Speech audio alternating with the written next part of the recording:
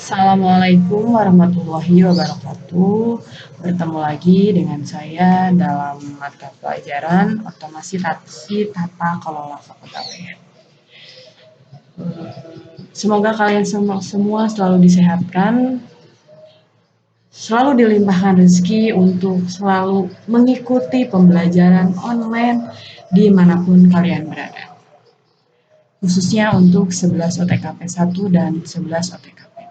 Minggu lalu, Ibu di sini sudah membahas mengenai prinsip-prinsip administrasi kepegawaian. Selanjutnya yaitu kita akan membahas tentang fungsi-fungsi administrasi kepegawaian. Apa sih fungsinya gitu? Fungsi administrasi kepegawaian di sini terbagi menjadi dua. Yang pertama yaitu fungsi umum dan yang kedua yaitu fungsi teknis. Sebelum masuk ke fungsi teknis, Ibu akan membahas dulu apa itu pengertian dari fungsi umum. Fungsi ini lebih berupa fungsi yang bersifat manajerial, yang tentu saja terkait dengan fungsi-fungsi manajemen, seperti planning atau perencanaan pegawai, organizing atau pengorganisasian pegawai. Ya, selanjutnya ada actuating ya, atau pengarah kepegawaian, kemudian ada controlling, pengawasan kepegawai, dan fungsi-fungsi lainnya. Berikut pembahasan mengenai fungsi manajemen. Yang pertama ada perencanaan pegawai. Perencanaan pegawai merupakan sebuah proses menentukan kebutuhan pegawai untuk masa yang akan datang. Perencanaan kebutuhan pegawai dapat dilakukan dengan menggunakan prinsip 5W1H. Penjelasannya apa? Maksudnya di sini untuk 5W, what, who, where, when, why. Kemudian H-nya how. Yang pertama di sini W yang pertama itu what, apa, pegawai dengan kriteria apa yang dibutuhkan oleh perusahaan. Jadi ketika kita akan membangun suatu perusahaan, kita harus tahu apa kriteria yang dibutuhkan oleh perusahaan tersebut. Yang kedua, siapa yang akan menduduki jabatan yang ada. Yang ketiga, di mana pegawai tersebut akan ditempatkan. Kapan pegawai mulai bekerja, mengapa, yang terakhir, mengapa pegawai tersebut yang menduduki jabatan. Terus H-nya how, bagaimana proses pengadaan dan penetapan pegawai dalam sebuah jabatan. Nah, itu semua harus rinci agar apa? Agar perusahaan dapat lebih maju lagi. Kemudian ada fungsi yang kedua yaitu fungsi pengorganisasian pegawai. Pengorganisasian di sini adalah menentukan berbagai macam kegiatan dan mengelompokkan ke dalam satu bidang tertentu, serta menetapkan apa yang menjadi tugas pokok, fungsi, dan wewenang dari bidang tersebut. Pengorganisasian bertujuan memudahkan dan mengatur orang-orang yang bekerja dalam perusahaan agar dapat mencapai tujuan yang diharapkan. Artinya apa? Agar perusahaan itu maju ya. Dengan adanya pengorganisasian, struktur organisasi dapat dibentuk sehingga jelas aliran kerja, tugas, wewenang, dan tanggung jawab, alur perintah kerja, dan pengawasan terhadap para pegawai. Kalau tidak diorganisasikan akan bingung. Si A masuk ke perusahaan tersebut tidak tahu kerjaannya apa. Kemudian si B pun seperti itu. Jadi nanti akan ada saling mengandalkan atau saling mengacuhkan pada pekerjaan dan timbulnya apa? Timbulnya perusahaan tersebut tidak akan maju ya. Yang ketiga yaitu ada fungsi pengarah pegawai. Dalam struktur organisasi terlihat garis komando dalam bekerja. Struktur organisasi dapat mempengaruhi pegawai yang bertugas memberikan arahan. Kegiatan memberikan penjelasan, aturan, masukan, dan perintah yang dilakukan oleh atasan atau orang yang kedudukannya lebih tinggi kepada pegawai yang secara struktural tingkatannya lebih rendah. Dalam melakukan tugas, mengarahkan pegawai, seorang atasan perlu memperhatikan hal-hal berikut. Nih, ketika kalian nanti akan menjadi atasan di sebuah perusahaan, jangan seenaknya saja. Ada aturannya juga. Yang pertama, menjelaskan kepada pegawai mengenai bagaimana seharusnya pegawai bekerja dan apa yang diharapkan perusahaan. Yang kedua, memperlakukan pegawai secara adil dan objektif, tidak boleh subjektif atau membeda-bedakan karena ini saudara kita atau karena ini orang yang dekat dengan kita jadi pekerjaannya hanya sedikit. Jangan. Perusahaan harus adil ya. Yang ketiga, memberikan penghargaan bagi pegawai yang berprestasi dan hukuman bagi yang tidak bekerja dengan baik. Ini sama dengan minggu lalu yang sudah kita bahas mengenai prinsip ya. Mengomunikasikan berbagai hal atau informasi dengan baik kepada pegawai, kemudian memberikan motivasi agar pegawai bekerja lebih baik. Yang terakhir, memperhatikan kebutuhan pegawai seperti kenyamanan dalam bekerja, interaksi sosial antar pegawai, dan faktor lainnya yang dapat menjadi sumber ketidakpuasan pegawai. Nah, itu eh, hal-hal yang perlu diperhatikan oleh bos ya atau atasan di sebuah perusahaan. Ya, yang terakhir fungsi dari manajemen yaitu pengendalian pegawai. Pengendalian di sini yaitu kegiatan pengawasan untuk mengukur dan menilai hasil kerja dari pegawai, apakah sesuai dengan tujuan yang diharapkan atau sebaliknya. Dalam melakukan penilaian, diperlukan standar atau tolak ukur untuk mengukur tingkat keberhasilan pegawai dalam bekerja. Penilaian harus bersifat objektif, tentu saja ya, harus objektif, tidak boleh semena-mena, bukan atas dasar perasaan suka seseorang atas kepada bawahannya. Pengawasan ini penting untuk dilakukan agar pegawai tetap bekerja sesuai standar yang telah ditetapkan dan juga tidak ada penyimpangan yang dapat mempengaruhi kinerja pegawai dan kinerja perusahaan. Nah, seperti itu. Selanjutnya yang kedua itu ada fungsi teknis. Tadi sudah kita bahas tentang fungsi umum. Fungsi teknis adalah fungsi yang berkaitan dengan berbagai macam kegiatan bidang kepegawaian yang menggunakan fisik seperti pengadaan, pengembangan, kompensasi, diklat, pensiun, ataupun kegiatan lainnya. Nah, selanjutnya di sini ada asas-asas pembinaan pegawai. Asas pembinaan pegawai di sini ada beberapa macam. Yang pertama ada asas perlindungan hukum.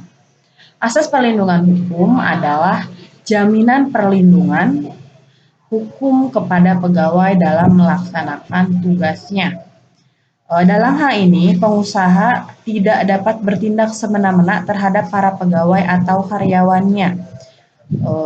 Sebagai contoh, jam kerja pegawai sesuai dengan ketentuan yang telah ditetapkan oleh pemerintah, mulai dari jam 8 jam per hari, kemudian kalau lebih dari 8 jam mereka mendapatkan uang lembur, seperti itu. Contoh lainnya, terdapat pegawai yang melanggar aturan dengan alasan pembinaan dan seorang atas melakukan tindak kekerasan atau tindak lainnya yang melanggar hak asasi manusia. Nah, seperti ini ya. Kemudian pemberian sanksi harus sesuai dengan aturan yang berlaku. Misalnya, pegawai diberi teguran secara tertulis terlebih dahulu, kemudian memberhentikan untuk kesalahan berikutnya. Jadi di perusahaan itu harus ada perlindungan hukumnya agar atasan tidak semena-mena kepada bawahan atau bawahan tidak menuruti para atasan seperti itu. Yang kedua ada asas legalitas. Asas legalitas memberikan suatu jaminan dasar bagi kebebasan pegawai mengenai apa yang dilarang dan apa yang harus dilakukan secara tepat dan jelas. Seorang pegawai mempunyai kebebasan, tetapi dengan batas-batas yang jelas, baik yang telah ditentukan oleh pemerintah maupun perusahaan.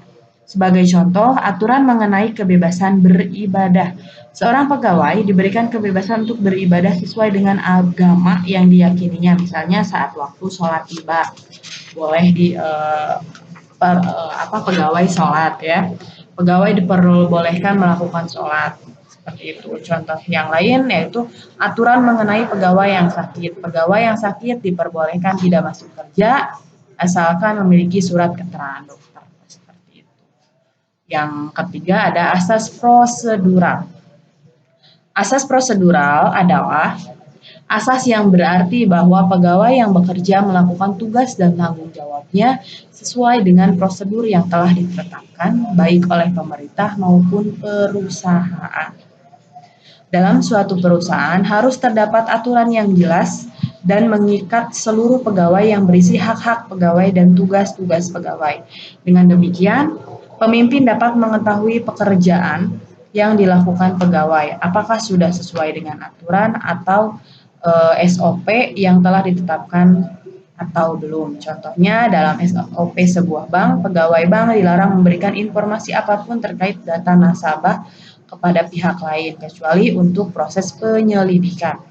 Aturan tersebut harus dibuat secara tertulis dan disampaikan kepada seluruh pegawai agar dapat dilaksanakan.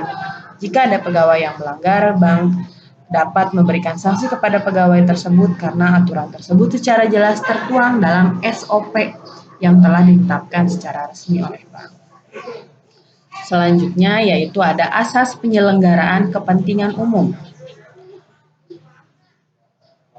Asas penyelenggaraan kepentingan umum mengharuskan siapapun, termasuk pegawai, untuk berperan aktif dalam positif dalam melakukan kegiatan yang menyangkut kepentingan umum,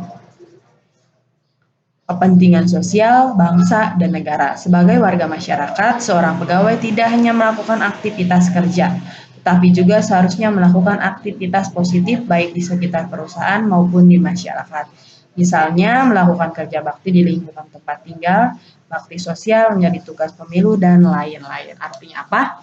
Ketika kalian bekerja di sebuah perusahaan yang mewah, yang besar, ataupun yang seperti apa, tapi ketika kalian di rumah, silakan ikuti kegiatan kemasyarakatan di rumah.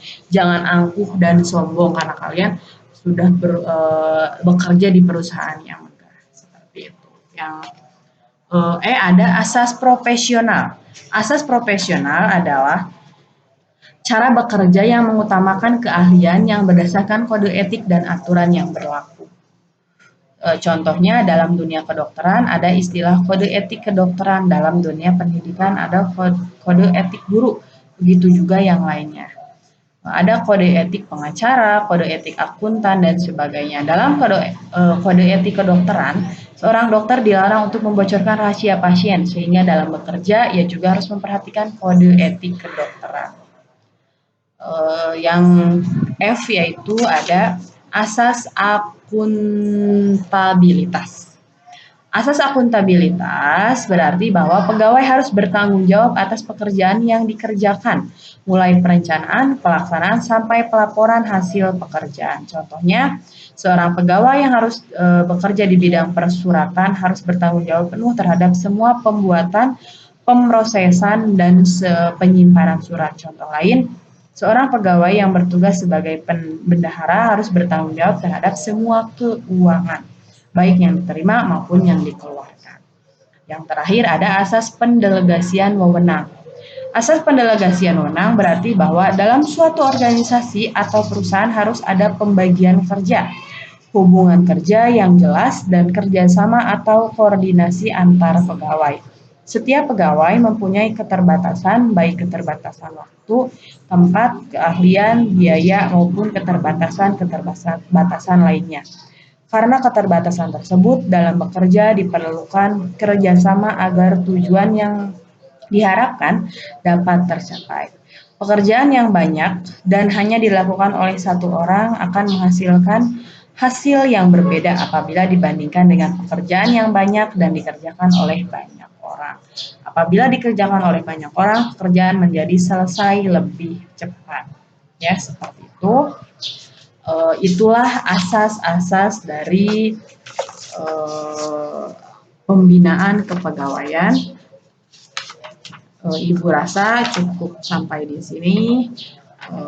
Meskipun ada sedikit lagi, minggu depan kita selesaikan. Terima kasih.